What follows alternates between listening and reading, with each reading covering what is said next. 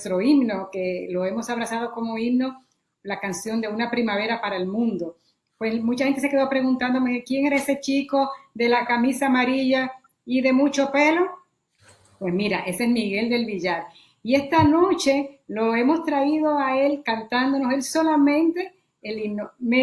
Esa fue la prueba que él hizo. Me decía ese día que él estaba mal, que tenía gripe, que acababa de sudar una fiebre. Y él, pues mira, porque no podía decir que no, pues grabó ese video para nosotros.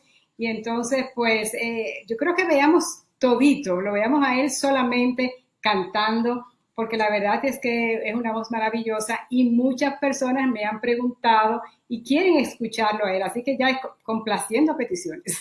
Vamos, cuando guste, Miguel, vamos a poner entonces ese video y ahí sí que estamos ambientándonos con nuestro himno de esperanza. Cómo no, recuerden a las personas que se van sumando, vamos a iniciar a las 7 en punto, estamos haciendo un poco de antesala para las personas que se inscribieron puedan entrar a la plataforma, ¿ok? Entonces vamos a apagar acá y le vamos a poner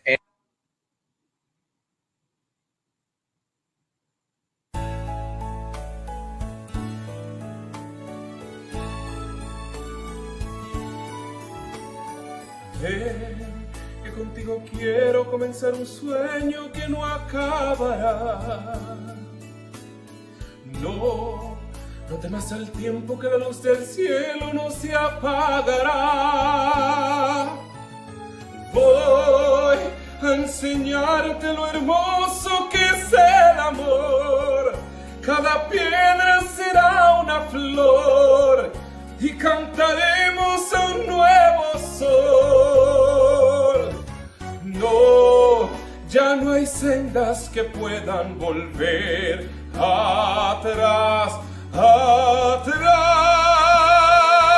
La alegría de un mundo mejor vendrá.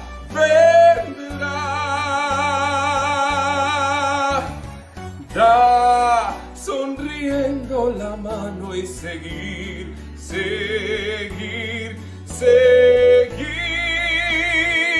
Gloria y fiesta es la vida cuando hay amor.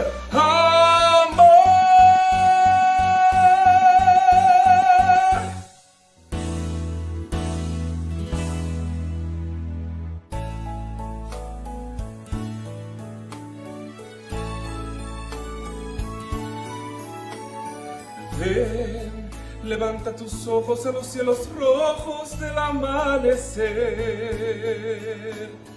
Hoy en la tierra entera una primavera puede florecer. Deja que el viento se encienda con tu furor. Pinta el mundo con tu color y cantaremos un nuevo sol. No, ya no hay sendas que puedan volver atrás. La alegría de un mundo mejor vendrá.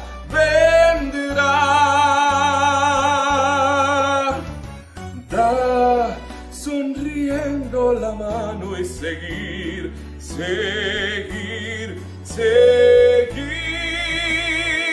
Gloria y fiesta es la vida cuando hay amor.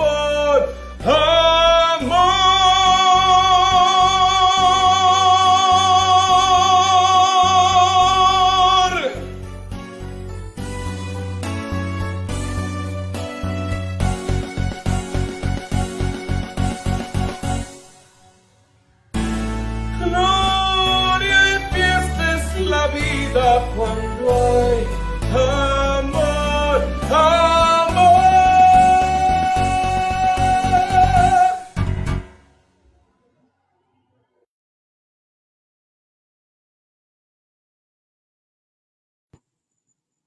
La canción Una primavera para el mundo, letra de René del Risco, la música de Rafael Solano, ambos dominicanos, en la voz de Miguel del Villar.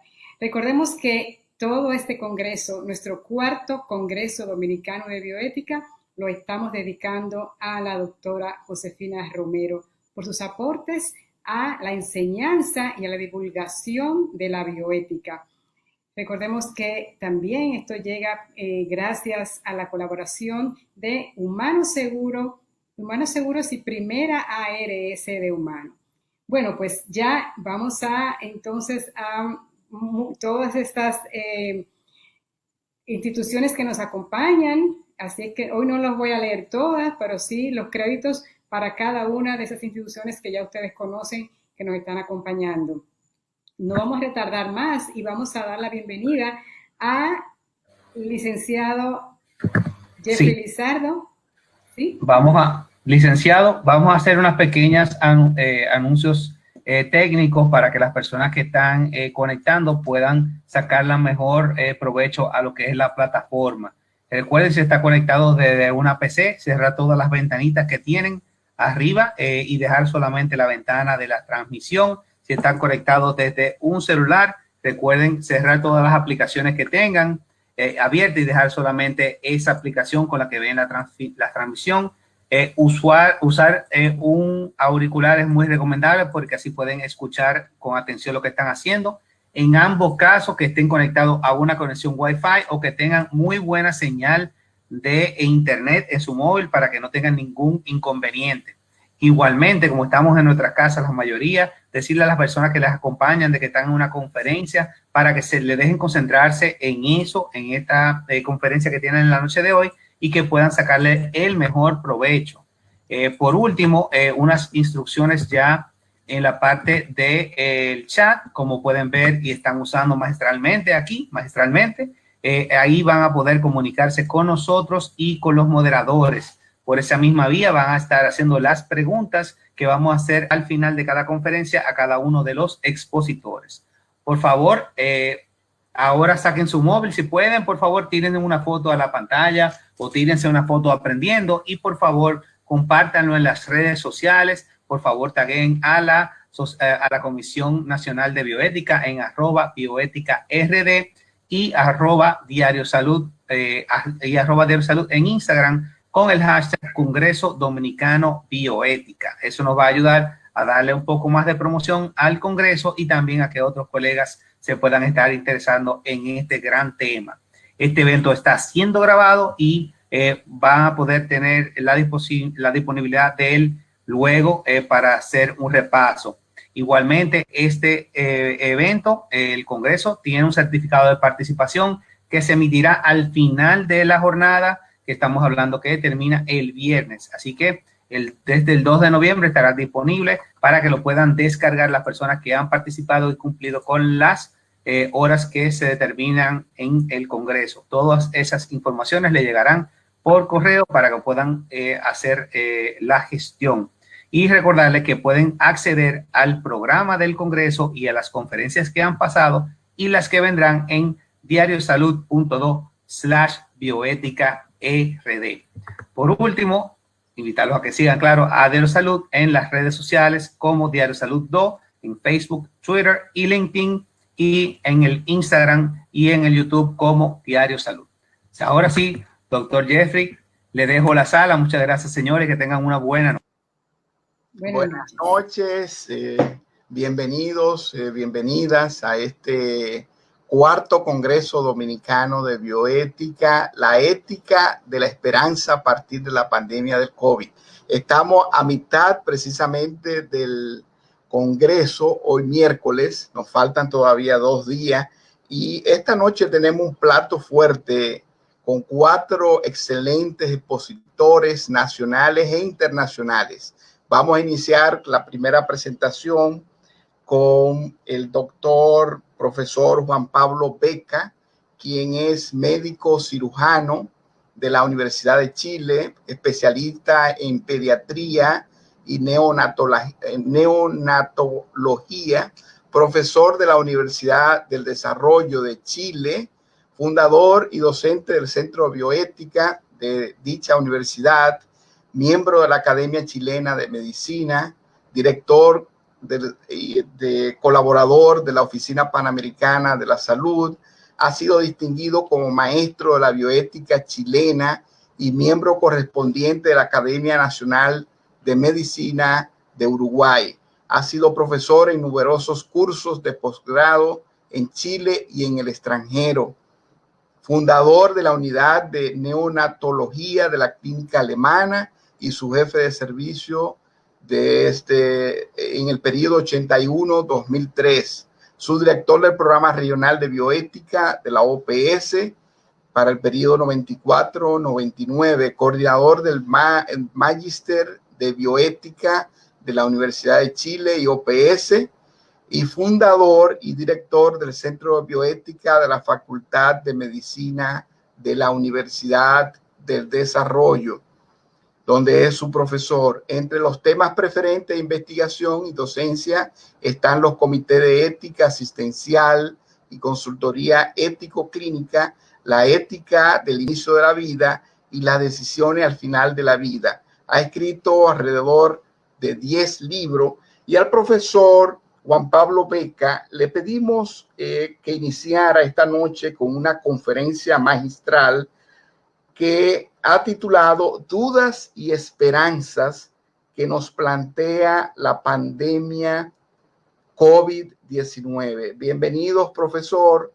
Si está por ahí, prenda su cámara y su micrófono.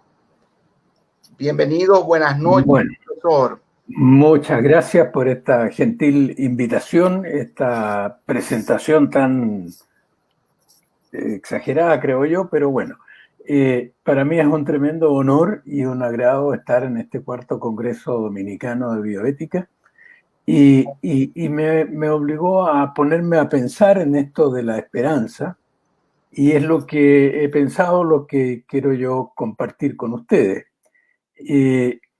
Yo titulé esta presentación como Dudas y Esperanzas, y ya lo van a ver ustedes por qué le puse este título. Y lo primero es preguntarnos qué es la esperanza, porque es realmente muy difícil de definir, y hay muchas esperanzas que son realmente estimulantes y otras son muy frustrantes porque no se cumplen. Y la verdad es que la definición más contundente que he encontrado es que la esperanza es como un estado de ánimo optimista, en el cual lo que deseamos o aspiramos parece posible, pero no es seguro. Por eso que yo uno la esperanza con la duda. Supone, por lo tanto, tener expectativas positivas, pero relacionadas a lo favorable y que corresponde a lo que nosotros aspiramos, deseamos. Y entonces hay un tema que es bien complicado, y es esto de la esperanza de lo imposible. Resulta un absurdo decir, yo tengo la esperanza de que hoy, durante este congreso, se termine la pandemia. Es un absurdo.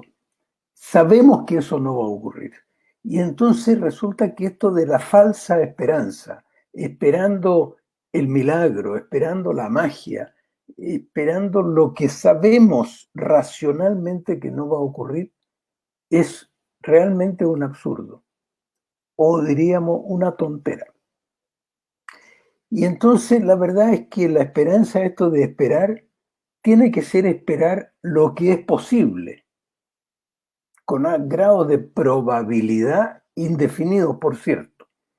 Pero junto con esperar lo posible, debe ir de la mano con un compromiso de lucha, con un ánimo positivo y constructivo. Y entonces esto de que lo último que se pierde es la esperanza, ¿no es cierto? Esa frase tan trillada, la verdad es que yo quiero invitar a que la esperanza nuestra sea movilizadora a proyectos, y vamos a abundar sobre ese hecho. Quiero partir por poner la mirada de lo que ocurre en Chile con la pandemia, porque Chile es un país con casi 19 millones de habitantes, un poquito, casi la mitad, ¿no es cierto?, de República Dominicana, y en Chile tuvimos en octubre del año pasado un estallido social, se llamó así, que fue un destape de violencia, de resentimiento, de reclamo de todos, pero con ningún liderazgo claro, movido por una fuerza bastante inflada por redes sociales. Y fue muy violento y descalificó todo plan coherente. Eso mismo llevó a un acuerdo y ahora estamos en un proceso en que ya hubo hace 2 días un plebiscito para establecer una nueva constitución. Y entonces en medio de esto, justo pandemia. Eso fue en octubre, los primeros casos los tuvimos en marzo, en medio de una inestabilidad social y política. Chile tiene un sistema de salud mixto, tiene un sistema de salud público donde toda la prevención para todo el país, público y privado, está en manos del Estado. Pero la parte curativa se divide en un sistema público con un sistema privado que asume un poco menos de 1/5, pero el grueso es el sistema público de salud. Este sistema público y privado, ante la pandemia, por una decisión gubernamental, pero con la aceptación y participación del sector privado, de las clínicas privadas, algunas de las cuales yo trabajo en ella, en clínica alemana, no fue una obligación, sino que fue un acuerdo de hacer un pool nacional de camas y de participar en aumentar la capacidad de cuidado intensivo, aumentar el número de respiradores mecánicos, reconvertir unidades de cuidado básico en cuidado intensivo y postergar todo lo no urgente. De modo que es un vuelco tremendo en toda la prestación de salud, tanto del sector público como del privado. Esto llevó a este pool de camas y junto con eso partió un confinamiento de cuarentenas obligatorias, vigiladas hasta policialmente y con una dureza muy grande y con algunas obligaciones que generaron resistencia y dificultad y generan problemas, pero eran una necesidad de bien público, una necesidad de bien común. A medida que se ha ido controlando esto en el curso de los meses, algunas comunas o algunas regiones han ido normalizando progresivamente. Esto ha sido bautizado como paso a paso y realmente semana a semana esto cambia. Pero el total acumulado es que Chile tiene ya más de 500.000 casos de COVID. Es uno de los países con más dureza y más extensión de la pandemia, de los cuales la cifra que está ahí, ¿no? 479, 480.000 recuperados y los casos activos son 9.000, casi 10.000 y las muertes por COVID ya superan los 14.000. Esto se lleva día a día y ha habido confusión y críticas y tensiones, ¿no? De cómo se comunica, pero diariamente el ministro de Salud con 2 subsecretarios aparecen en conferencias de prensa dando el informe de los casos del día, de los fallecidos, etc. Llevado a gráfico, esto partió en marzo y todos celebraban que, a diferencia de otros países, esto todavía no subía, pero de repente ya comenzó en un ascenso tremendo, ¿ya? Para llegar a mediados de junio a un pic, después de lo cual ha ido controlándose y hay trazabilidad y hay todas estas cosas que se hay en todos los países, ¿no? Y estamos en una especie de estabilización, pero ninguna seguridad. Esto lo hemos visto, este mismo tipo de curva es muy similar a la que tienen ustedes en República Dominicana. Si se mira la curva en cuanto a positividad de los exámenes de PCR, que Chile tiene una cantidad enorme de exámenes que se hacen diariamente, y la positividad estuvo en el orden del 20%, ahora está en el orden del 4%. De modo que el número de contagiantes, evidentemente que es menor y eso da una cierta tranquilidad, pero sabemos que la esperanza es que esto siga disminuyendo, pero la realidad de muchos otros países muestra de que seguridad no hay ninguna y esa esperanza tiene que movilizar entonces no a una victoria, sino a un refuerzo de la rigurosidad del control epidemiológico. La esperanza entonces yo la veo como unida a la duda, ninguna seguridad. Es el anhelo de algo incierto, pero posible. Y entonces eso implica necesariamente confianza. Y la confianza es un valor. La confianza en confiar en la autoridad, aunque no sea el régimen de mi simpatía. La confianza en la opinión del científico. La confianza en la opinión del epidemiólogo.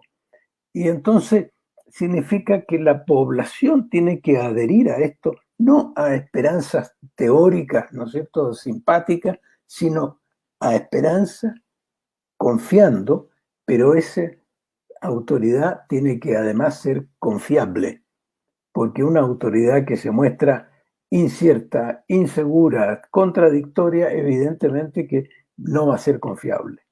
Y yo creo que a pesar de estar en una crisis social y política gravísima, como hacía varias décadas que no teníamos, ha habido una confianza en la autoridad sanitaria.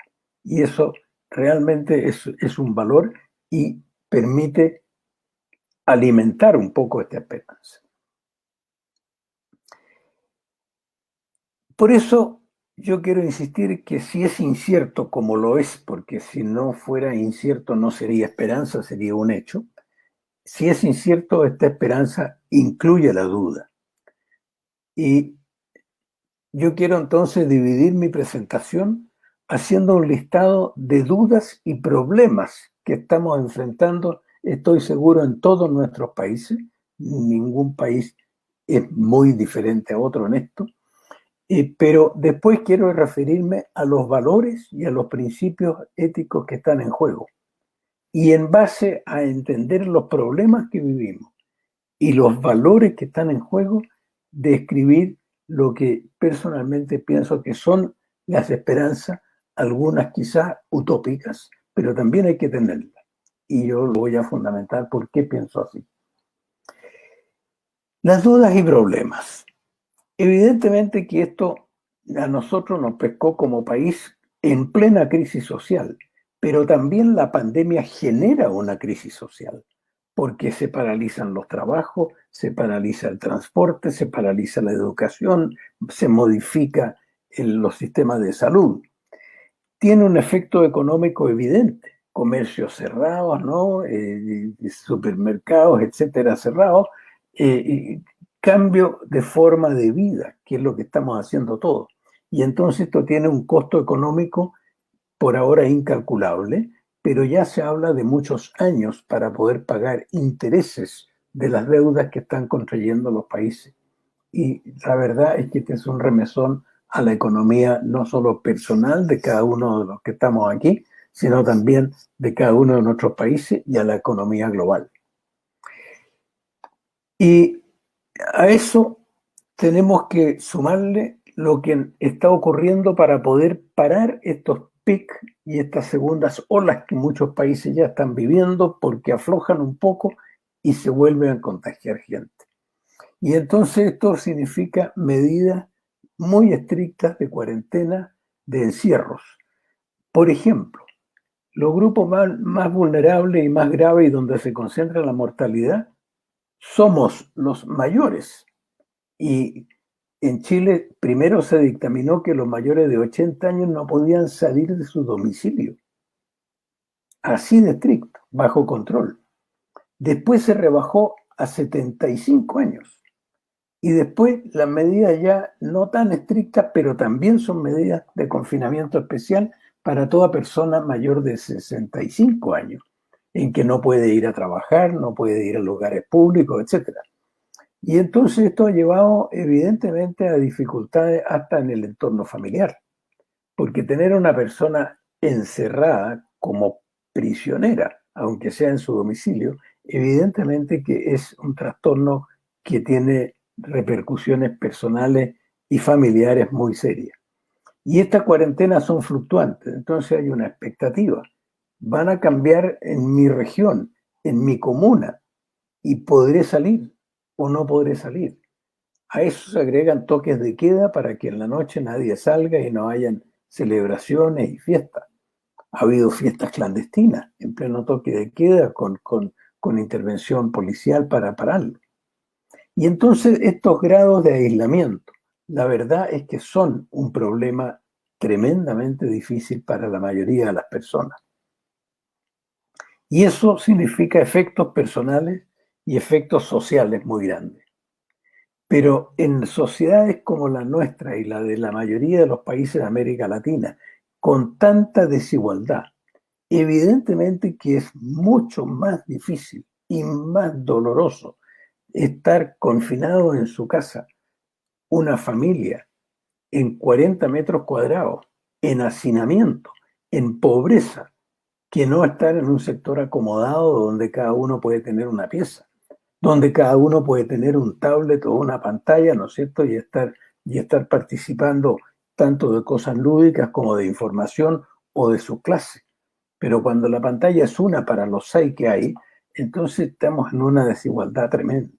Y entonces, evidentemente que en esos sectores el cumplimiento de estas medidas es muy diferente y entonces la desigualdad que ya existía se hace dolorosa también en esto. Y lo vemos también dentro de los países y entre los países. Es mucho peor esto en un país en pobreza. Y esto va de la mano con obligaciones de todo tipo, algunas de las cuales yo puse aquí como uno de los problemas, ¿no es cierto? Esto screening obligatorio, que si va supongamos, el plebiscito nuestro, ¿no? A 20 metros de los lugares de votación, personas de sanidad tomando la temperatura con estos termómetros en la frente, ¿ya? O sea, un screening en todas partes. Y si sale positivo, entonces no puede entrar y problemas y más problemas. La otra lista de problemas que puse en esta lámina se refiere a la priorización de los tratamientos. Evidentemente que personas tienen que, si hay recursos limitados, como siempre lo son por otra parte, habrá que priorizar tratamiento en las personas más recuperables y a lo mejor postergar a algunos que están en situación muy crítica. Y eso lleva a planteamiento al caso a caso, pero también a un criterio de triage, de selección, que dirá que la meta es salvar el mayor número de vidas o que la meta es salvar el mayor número de años de vida. Por lo tanto, no sería la misma actitud con una persona, supongamos, de 75 años que con una de 35 años. Porque la de 35 años, si se recupera, se va a recuperar muchos años de vida útil y productiva. En cambio, el de 75 años se van a recuperar pocos años de vida útil y productiva.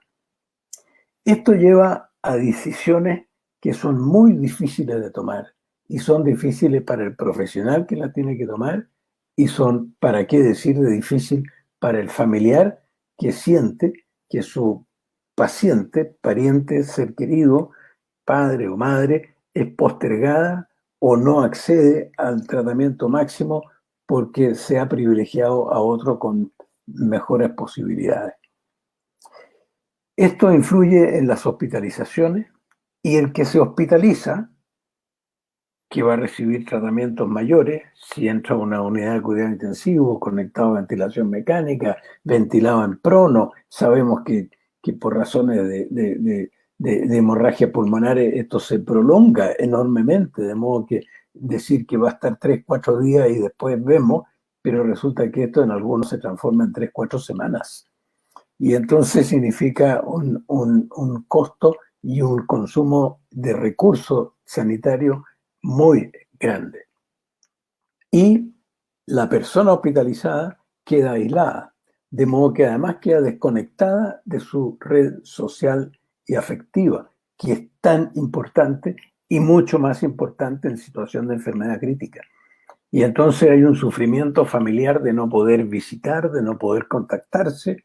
El personal de salud ha sido heroico en ayudar a comunicar prestando sus propios celulares o sus propios tablets, ¿no?, para comunicar al paciente con su familia. Y después está aquellos que fallecen. Y ya dije, nosotros tenemos 14.000 fallecidos por COVID y esos fallecen solitarios. Fallecen sin la compañía familiar de un buen morir, que es una de las metas de la medicina, poder favorecer un buen morir. Pero ese favorecer una muerte en paz no lo podemos ejercer y hay que repensar qué es morir aceptablemente bien en situación de pandemia. Todo eso ha llevado a problemas de salud mental y los especialistas en salud mental temen, y con buen fundamento, de que la pandemia se va a prolongar en términos de salud mental mucho más allá de la duración de la enfermedad viral. ¿Por qué? Porque esto ha cuestionado, digamos, el piso, los cimientos de los sentidos de la vida de cada persona y ha generado tensiones familiares por las condiciones de vida, de cesantía, de pérdida económica, de encierro, de conflictos, etc. Y ha habido una inevitable y explicable postergación de controles habituales de salud. Y entonces el paciente con cáncer va a menos controles, el que se tenía que hacer una mamografía o una colonoscopía, ¿no es cierto?, en prevención de cáncer o diagnóstico precoz, no lo ha hecho. Y los enfermos crónicos han disminuido sus controles, y entonces el hipertenso, el asmático, el que tiene la enfermedad pulmonar crónica, etcétera, queda en precarias condiciones. Todos estos son problemas que estamos viviendo y de los cuales tenemos que tener conciencia. Otro de ellos es el trasplante de órganos. El número de trasplantes en todos los países del mundo ha disminuido. Hemos tenido reuniones internacionales de esto. Las razones son diversas, como todo, pero el resultado es que el número de trasplantes se ha bajado a un mínimo. Y la atención primaria de salud ha tenido que reconvertirse también a una acción de prevención y a participar en la prevención, y mucho profesional y trabajador sanitario ha tenido que dejar la atención primaria y pasar a desempeñarse en los hospitales en esta reconversión de recursos en que se ha hecho. Los profesionales y los trabajadores sanitarios han sido en todas partes del mundo reconocidos por su heroísmo, su generosidad, por el riesgo que han asumido. Hay muchos que se han enfermado, hay muchos que han fallecido. Pero también hay algunos que, decimos en Chile, se han corrido, o sea, han tenido tal temor que por no arriesgar a los suyos, etcétera, ha pedido licencias o ha disminuido su rendimiento. Esta reconversión de funciones también es un estrés enorme que favorece el burnout, ¿no es cierto?, y el agotamiento. Y somos humanos, cometemos errores, y uno de los errores que cometemos es la estigmatización. Y entonces ha habido hasta actos de violencia con contactos porque son peligrosos, y entonces ha habido apedreamiento de viviendas porque ahí hay alguien enfermo, y entonces los migrantes han sido acusados por su manera de vivir porque viven muy hacinados y tienen más riesgos, ¿no es cierto?, y han sido maltratados por esta consecuencia. De modo que la estigmatización de pobres, de migrantes, de contactos de enfermedad, otro de los problemas que enfrentamos como un efecto indirecto de la epidemia viral. Y el campo de la investigación es un mundo completo. Evidentemente que queremos, y los investigadores en el mundo entero han presentado más y más proyectos. y más ensayos clínicos. Todos queremos que sean exitosos, pero también queremos que sean sólidos. Y entonces, más ensayos clínicos no garantiza que sean mejores ensayos clínicos. Y hay una investigación epidemiológica, hay una investigación en antivirales, hay investigación en otras intervenciones terapéuticas y hay un tremendo esfuerzo en la investigación en vacunas. Y todo esto, evidentemente, que es una esperanza y también es un problema. Y hay patrocinadores de todos estos ensayos clínicos que tienen que replantearse sus deberes sociales y que no son solo económicos y de rentabilidad, sino deberes con los sujetos de investigación, deberes con la comunidad, deberes con los distintos países en la distribución de los productos que lleguen a feliz término en la investigación. Y está el tema de la comunicación de investigaciones, la publicación, en los congresos, en lo que estamos, ¿ya? Donde hay urgencia por publicar y está muy bien, pero el riesgo es que se sacrifique la rigurosidad, porque queremos buena investigación, no queremos solo más investigación, queremos buena investigación. Y hay terapias insuficientemente demostradas, y están los protocolos, veo que está Carla Sáenz, ¿no es cierto?, aquí que ha trabajado mucho en esto, en el proyecto MEURI por sus siglas en inglés, pero se refiere a terapias que siendo razonables están insuficientemente demostradas, pero eso no significa que haya que usarlas libremente, sino que hay que aprender de ellas y llevar un adecuado registro y hacer una investigación de campo. Después está el tema del cuando venga la vacunación. Y eso ya plantea una discusión enorme de cómo se distribuye, cuáles son los grupos prioritarios para vacunar, y hay bastante consenso que lo primero serán los trabajadores sanitarios y la gente de mayor edad por su mayor riesgo. Pero también hay un problema difícil que es la distribución nacional dentro de los países y la distribución internacional entre los países. Porque está claro que lo probable es que los que investigan y países con más recursos van a ser los primeros en vacunarse, ¿ya? Y los países con menos recursos van a ser los últimos en vacunarse. Y resulta que la fragilidad de las personas y los habitantes de esos países más pobres son los que más necesitan la vacuna y se teme que serán los últimos en recibirla.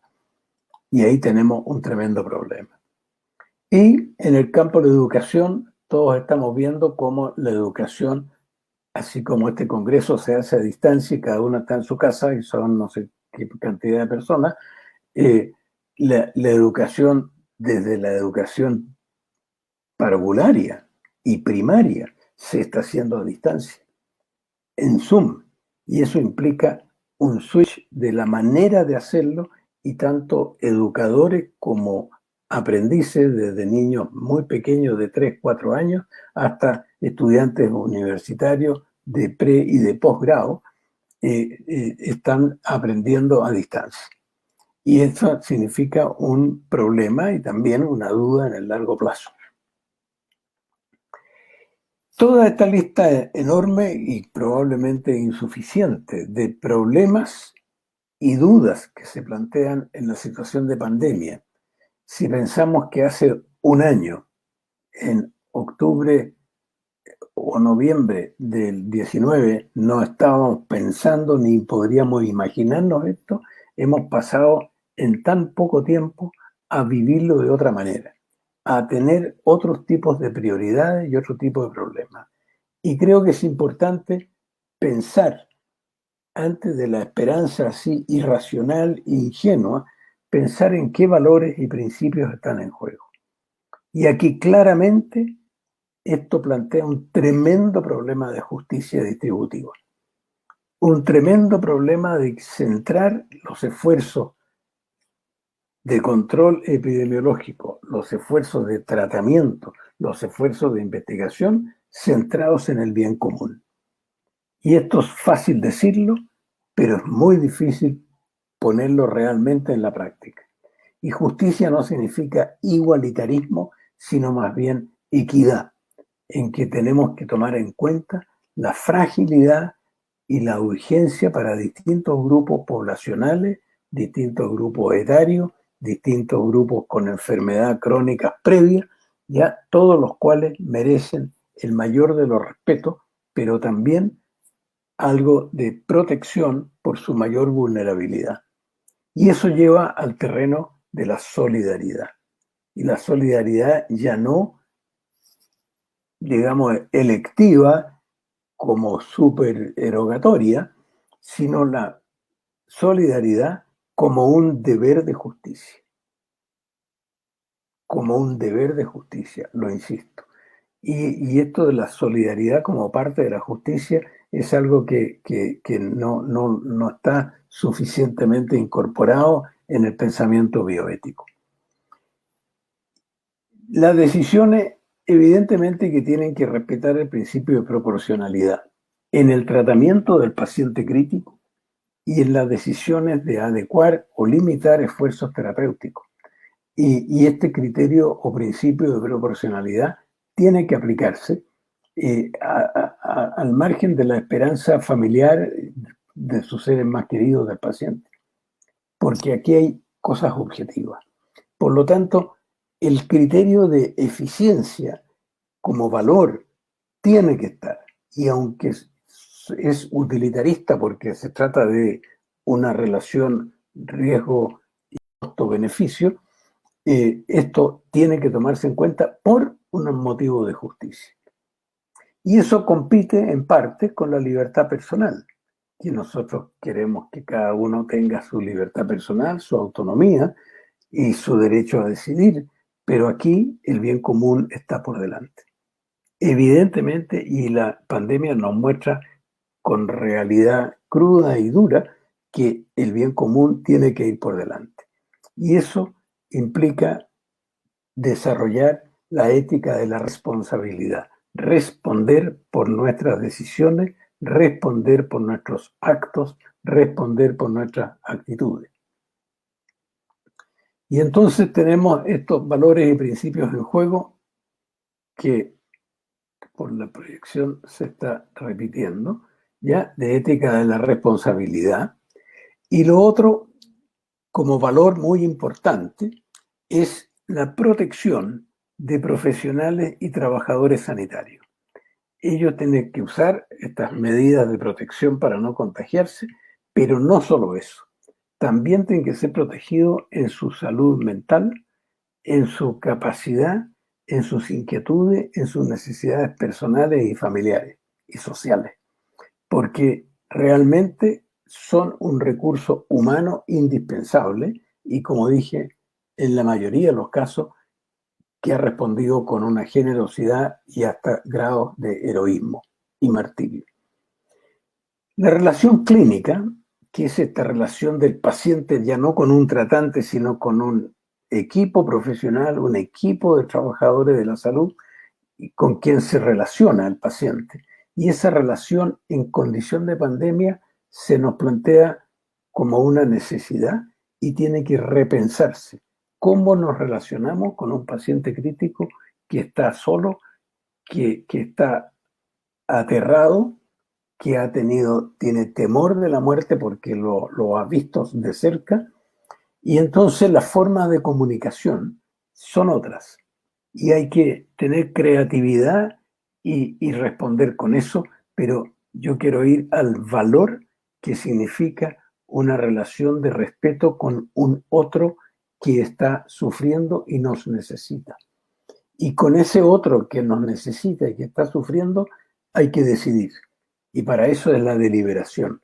Y la deliberación no es ponerse de acuerdo con rebaja o consenso, es realmente considerar el contexto, los valores, las preferencias, los temores del paciente y los propios y la necesidad de un buen rendimiento. Eso no puede ser incompatible con la privacidad que requiere la vida íntima de cada persona enferma y el dato que tiene la ficha clínica. De modo que a pesar de toda la urgencia, a pesar de lo masivo del trabajo hospitalario, tiene que respetarse rigurosamente la privacidad de cada paciente y la intimidad de cada cual. Y aquellos que fallecen, yo ya lo dije, ¿no? Tienen que tener un buen morir en paz, que es uno de los fines de la medicina, colaborar a una muerte en paz. Y entonces, este buen morir hay que repensarlo, pero aquí hay un valor enorme, que es el respeto a la vida. Y el respeto a la vida significa respeto al final de la vida y a la forma de morir y a la condición de acompañamiento que cada persona requiere en ese final biográfico de su vida. Otro valor que está en juego aquí es la transparencia.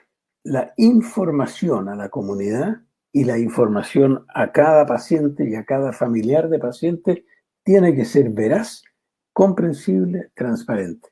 Y eso requiere un esfuerzo, y la información a la comunidad, esta información día a día, que incluye a los comunicadores sociales, ¿no es cierto?, a los periodistas, y que requieren tener esta transparencia y esta rigurosidad.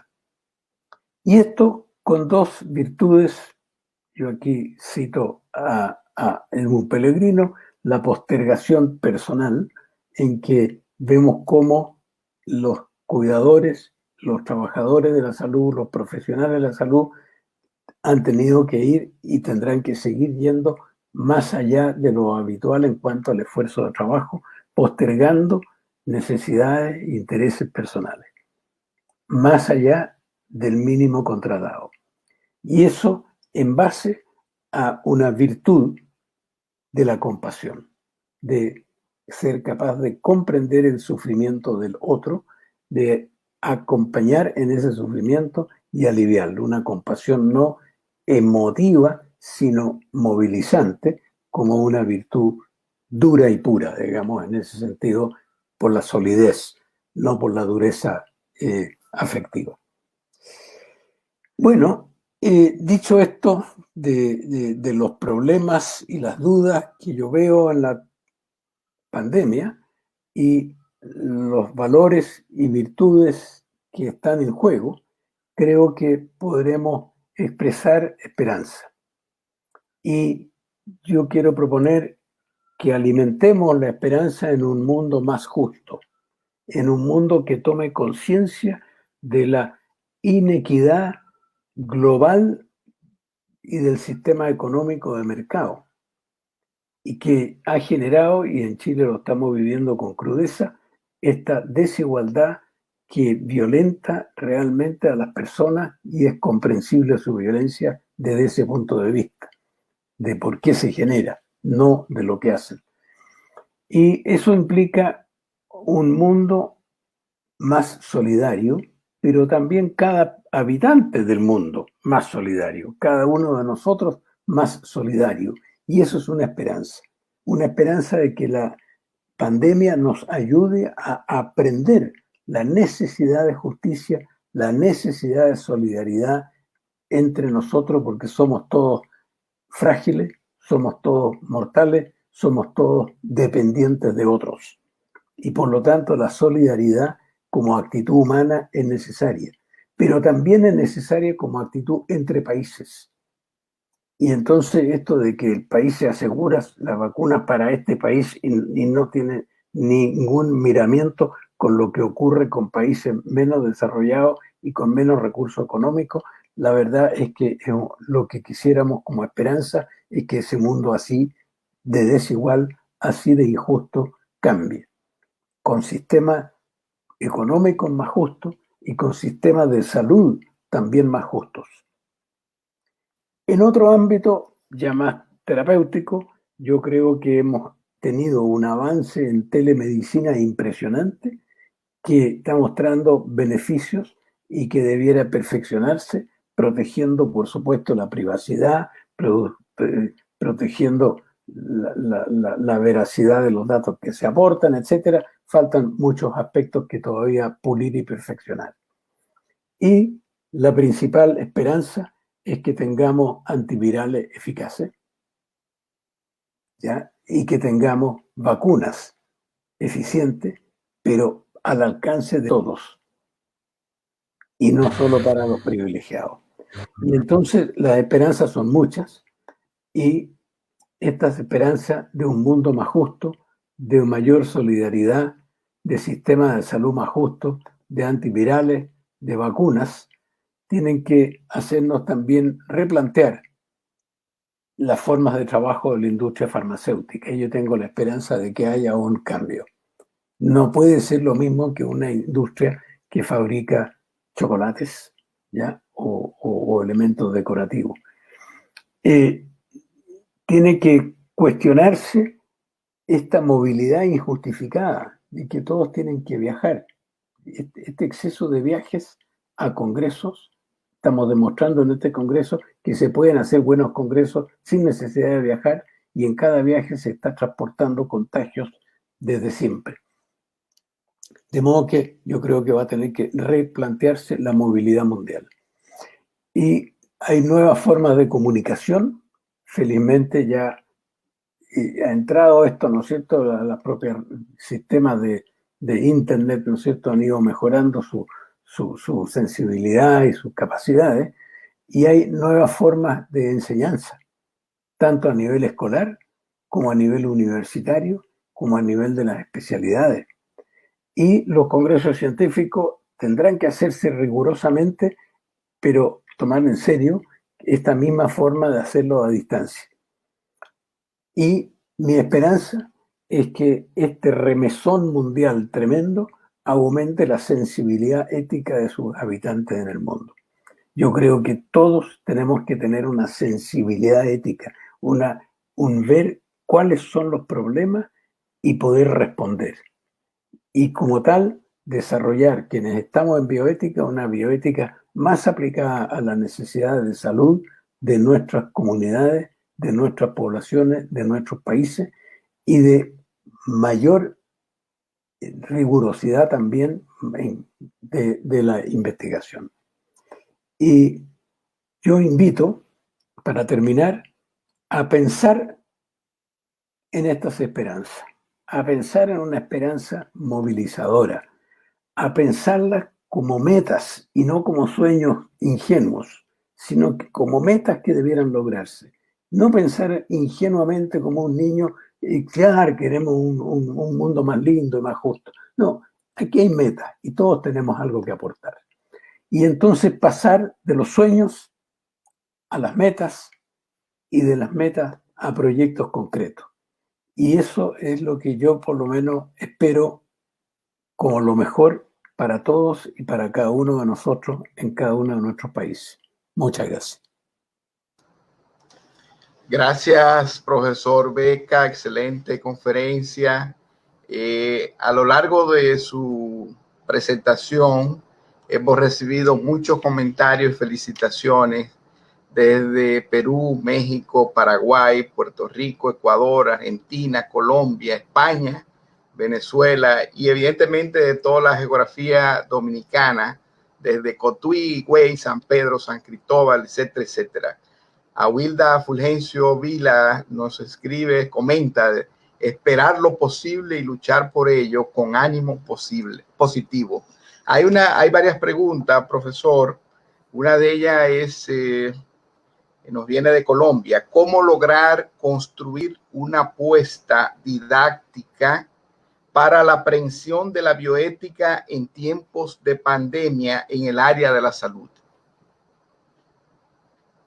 Bueno, yo creo que el desafío es ese, ¿no? Está muy bien planteado en la pregunta. Ahora, ¿cómo hacerlo? Yo creo que cada uno tendrá que pensarlo, y yo no me atrevo a dar una respuesta universal, pero creo que hoy día, por ejemplo, yo recibí una invitación de un hospital de región en Chile, de que creía la persona que invita a que se desarrollen más y más cosas de bioética. Es evidente que se está haciendo. Este congreso es una respuesta en ese sentido. Nosotros en Chile hemos desarrollado cursos, reuniones, foros, diálogos bioéticos que lo hacíamos una vez al mes para 25 personas, ahora lo hacemos primero semanalmente y ahora quincenalmente, pero ya para centenares de personas. Entonces yo creo que estamos mejorando en el sentido de difundir esta inquietud, pero es un cambio cultural. Un cambio cultural toma tiempo y es muy difícil de evaluarlo en realidad. Una pregunta que nos llega de República Dominicana es si, y en comparación con la respuesta también de los gobiernos en la región, y usted presentó el caso de Chile, es si las medidas tomadas por los gobiernos en la parte de salud y en la parte de protección social han sido suficientes. Yo pienso que no han sido suficientes porque el problema ha superado la capacidad de respuesta de todos los países. Tenemos más de 600 participantes en vivo en las diferentes plataformas y es una evidencia de lo que usted acaba de mencionar. Tenemos varias preguntas, pero están más vinculadas a la medicina. Ahora con el tema de la inmunidad del COVID-19, que se está discutiendo de si los anticuerpos se mantienen por un tiempo largo. Bueno, eso es una de las dudas que usted ha planteado. Uno de los problemas y dudas. Seguro. Pero hoy día la información última que aparece en la prensa es que parece que dura poco. Sí.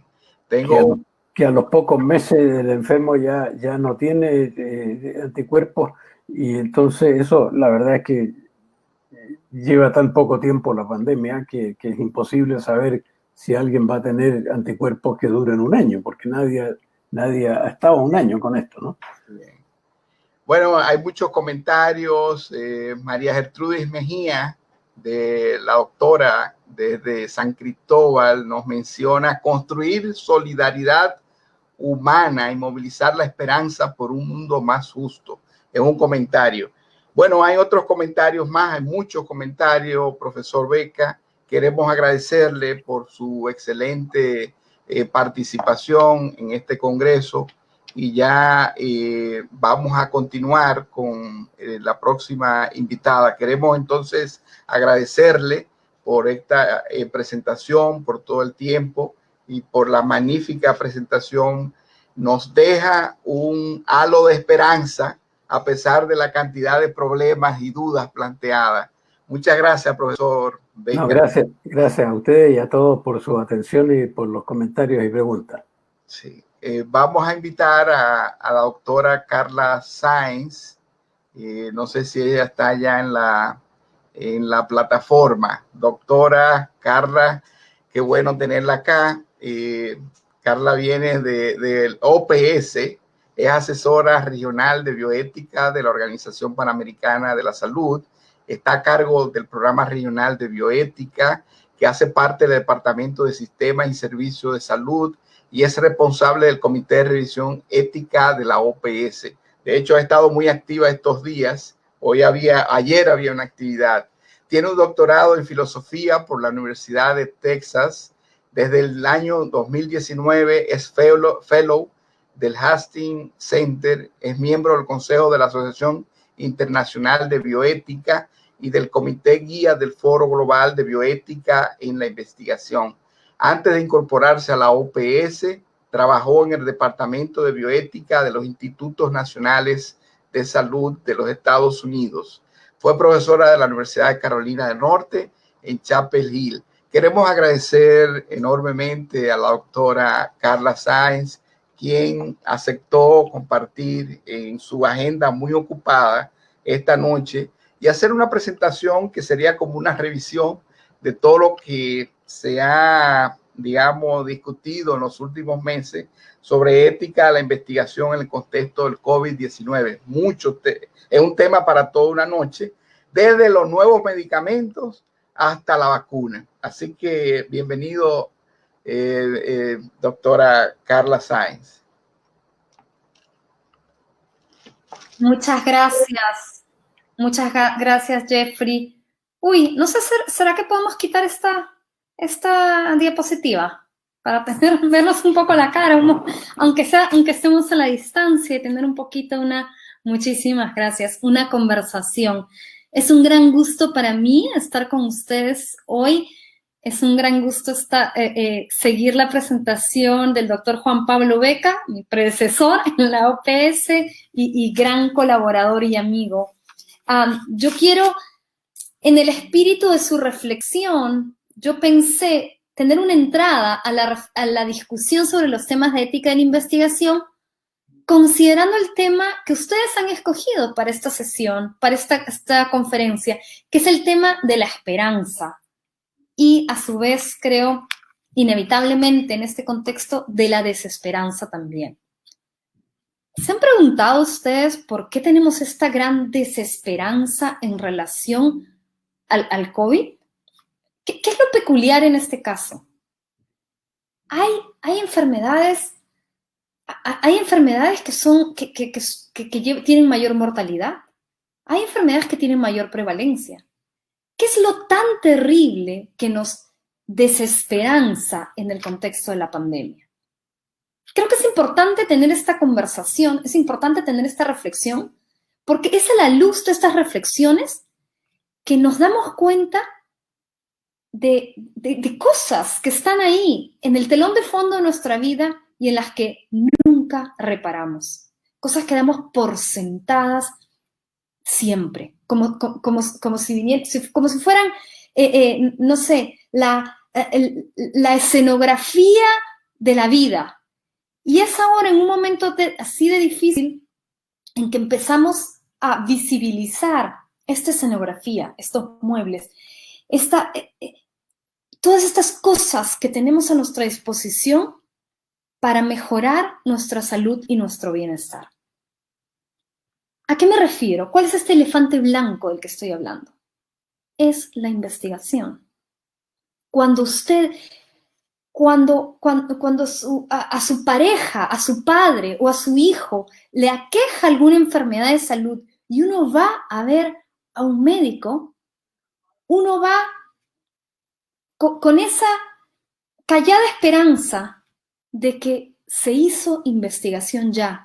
Y porque se hizo investigación ya, tenemos un tratamiento que funciona, o tenemos una manera de prevenir el problema, o sabemos cómo abordarlo. Es la investigación lo que nos da esta esperanza invisible con la que vivimos como telón de fondo todos los días, y que no es sino un momento como este, en que tenemos un virus nuevo, para el que no hemos hecho investigación antes. Es en esta situación en que nos aqueja esta desesperanza profunda, esta preocupación, y empezamos a notar esos muebles en la sala que siempre habíamos asumido que estaban ahí toda nuestra vida. Sí, les agradezco ahora si pueden compartir la presentación.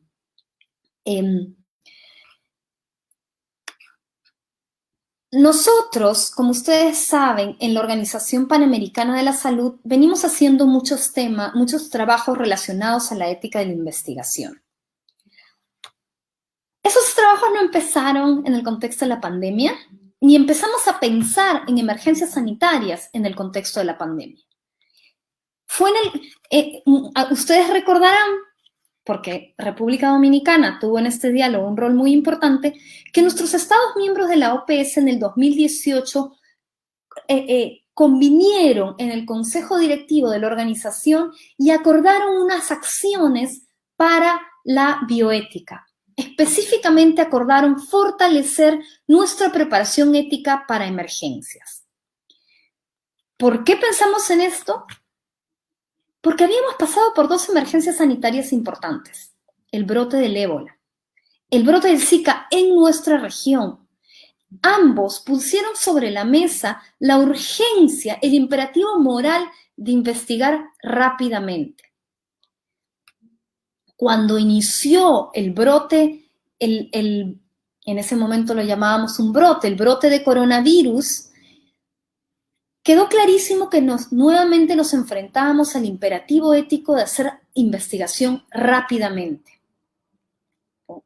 Pienso que hacer investigación encontrar un tratamiento eficaz, encontrar una vacuna eficaz, es la manera en que vamos a pasar de la desesperanza a la esperanza, a una razonable confianza de que podemos manejar esto.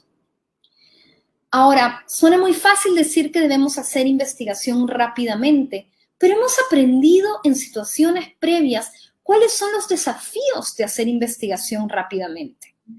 Y uno de los desafíos principales es el asegurar la revisión ética de la investigación sobre COVID-19. Ustedes, me imagino que conforme voy compartiendo estas imágenes de estas publicaciones les estarán siendo familiares, creo que las hemos compartido bastante desde la OPS y, bueno, se han usado muchísimo durante la región, les digo con toda confianza, estos documentos que les comparto ahora, de hecho son los documentos que más temprano se han producido a nivel global, no solamente para asegurar una revisión ética rigurosa, pero a tiempos ágiles en el contexto de la pandemia, sino también para asegurar una supervisión ética de la investigación que se realiza sobre COVID-19. Y voy a decir un poco más sobre el tema de la supervisión ética en un momento. Estos dos documentos, nosotros decidimos en la OPS que teníamos que dar no uno, sino dos pasos. ¿Por qué? Porque el primer paso no debía ser empezar a dar las pautas operativas de un comité. El primer paso debería ser cómo vamos a abordar el tema de la revisión ética para evitar duplicaciones y hacer revisiones en tiempos ágiles en nuestro país, en nuestra subregión, en nuestra provincia, en nuestro entorno. Por eso el primer documento es sobre estrategias que podemos usar para agilizar estos procesos y insisto, el cambio es en los procesos, no en los estándares éticos. Los estándares éticos son los mismos. Entonces fueron estos dos pasos que creímos que había que dar, en los que creímos que había que dar orientación a toda nuestra región, bueno, que se está usando, como decía hace un momento, a nivel mundial, con miras a asegurar una revisión ética rigurosa y una supervisión ética adecuada para la investigación de COVID-19 también. Hacer una revisión ética buena y rápida no es el único desafío que nos enfrentamos. En los documentos previos de la OPS, en los materiales previos a nivel regional y global, ustedes verán que normalmente hablamos de revisión ética. Pero ya desde el título de estos dos documentos, nosotros vimos necesario enfatizar que el desafío no solamente era la revisión, sino la supervisión ética. ¿Por qué? Porque ese estudio que un comité de ética revisa hoy y que es ético el día de hoy, puede no ser ético en un mes, o en 2 semanas, o en 6 meses. ¿Por qué? En cierto sentido, esto no es nada nuevo. ¿Qué es lo nuevo? Lo nuevo es que como esta es una pandemia, tenemos al mundo completo haciendo estudios muy similares. Entonces, la producción de la evidencia es tan grande que puede ser que la pregunta científica de mi estudio la haya respondido otro estudio, la responda otro estudio en un mes. Entonces, mi estudio pasa a ser fútil, pasa a no tener valor social. Puede ser que el diseño de mi estudio use un comparador que deje de ser relevante por otro estudio que se publicó. Entonces, nosotros damos en esas publicaciones orientación para este seguimiento proactivo a la luz de nueva evidencia, pero creemos que este es un desafío importante y les anticipo que el próximo documento de orientación para la región, espero que esté publicado en 2 semanas, sea sobre esta supervisión ética con pautas más sustantivas y también operativas para los comités y los investigadores. Tanto como en situaciones anteriores, creemos que persiste el desafío, no solamente de hacer investigación hoy, de estos protocolos que tengo frente a mi mesa hoy, sino el desafío de promover la investigación ética futura sobre COVID-19. Esos protocolos que se me van a ocurrir en 6 meses o en un año, que para poderlos hacer, en el caso de la pandemia, como en el caso de otros brotes infecciosos, necesitamos obtener muestras y datos hoy. Ojalá no tengamos que necesitar una pandemia para poder hacer los estudios que se me ocurrirán en un año. Entonces, nuevamente, y digo nuevamente porque esto creo que fue un tema que regionalmente discutimos mucho en el contexto del Zika, tenemos la urgencia de solicitar, de pedir amablemente a los participantes de investigaciones su consentimiento informado, amplio, para usar esas muestras, para usar esos datos en estudios futuros y poder catalizar esta investigación futura. Me refiero constantemente al brote del Zika, incluso al brote del ébola, y en ese sentido, un poco con el espíritu de pensar en la esperanza, en una trayectoria buena que vemos en la región, creo que es clave reconocer que hay algunos avances. Creo que nos queda a todos claro en esta pandemia que tenemos que hacer investigación. Ya la investigación se entiende como algo consustancial a la respuesta, no como un estorbo en la respuesta. Ya es claro también que la investigación con seres humanos en una emergencia siempre debe hacerse con aprobación ética previa, de un comité de revisión ética propiamente constituido, y gracias a Dios en toda la región tenemos comités de revisión ética competentes y capaces de hacer este trabajo. Y en tercer lugar, que los procesos de revisión ética deben ajustarse a la pandemia. Creo que cuando en el brote del ébola pensamos que esto debería hacerse, con Zika estuvimos de acuerdo que se tenía que hacer y ahora sabemos cómo hacerlo. Y esto es un avance regional que no solamente tenemos que celebrar, pero que además tenemos que tratar de buscar construir más sobre esto, porque de las lecciones de hoy saldrá una manera de estar mejor preparado el día de mañana, cuando tengamos otra emergencia sanitaria. Ahora bien, como decía el doctor Beca en su presentación, se está haciendo mucha investigación, muchísima. Nosotros en la OPS, en algunas reuniones globales nos ha llamado la atención que se dice muy ligeramente que la investigación se hace que la investigación sobre COVID-19 se está haciendo en el primer mundo. Y nosotros hicimos por eso un estudio usando los ensayos clínicos e investigaciones en general incluidas en ICTRP, CTRP por sus siglas en inglés, que es la plataforma internacional de registros de ensayos clínicos, y encontramos un gran número de investigaciones de la región. Voy a mencionar algunos temas que nos llamaron la atención de esta investigación. Vemos que la mayoría de investigación se hace en Brasil, México y Argentina, pero realmente en varios países, ven ahí, esto es una tabla, son datos recogidos el 19 de agosto, ahora seguro eran distintos, pero había en ese entonces un ensayo clínico de República Dominicana sobre COVID. Vimos que 78% de los ensayos no tenían un patrocinador comercial. Que si bien 18% de los estudios eran multicéntricos, todos los esfuerzos multicéntricos eran con países de fuera de la región.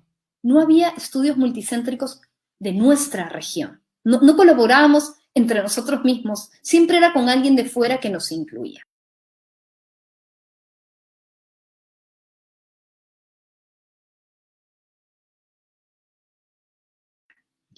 Vimos también que había muy pocos ensayos aleatorizados,